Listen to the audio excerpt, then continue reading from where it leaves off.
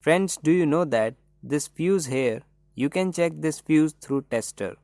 How this can be checked by tester, we are going to learn through this video.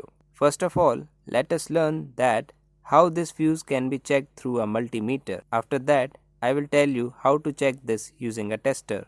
Friends, if you want to check fuse using a multimeter, then in this multimeter, you have to select continuity position. For this multimeter, continuity position is this one. So I selected this. Now the probes of multimeter here, what to do with these probes? Take these probes and on both the sides of fuse, connect these. When we connect these, this kind of beep sounds comes from multimeter. Similarly, if we check this fuse also, then multimeter will show same continuity. Now if you want to check this fuse using a tester, then you need a power supply. For power supply, I am using a socket here.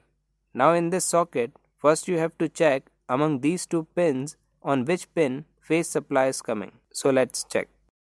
You can see tester is glowing.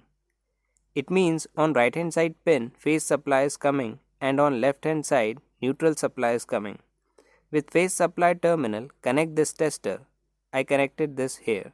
You can see bulb is glowing. Now take the fuse, touch the backside terminal of this fuse. Remember, only touch this backside terminal. Don't touch the front terminal. Now touch this with back of tester at the place where we touch our finger. At the same point, touch this fuse like this. After touching this, you can see tester is glowing. It means this fuse is in OK condition. If you touch this fuse here and tester is not glowing, then in this condition you can say this fuse got blown. Similarly, we will check this fuse also. You can see tester is glowing. It means both these fuse I have, both are in OK condition. So friends, did you like this trick or not? Please comment in the comment box and share your views. Thanks for watching this video.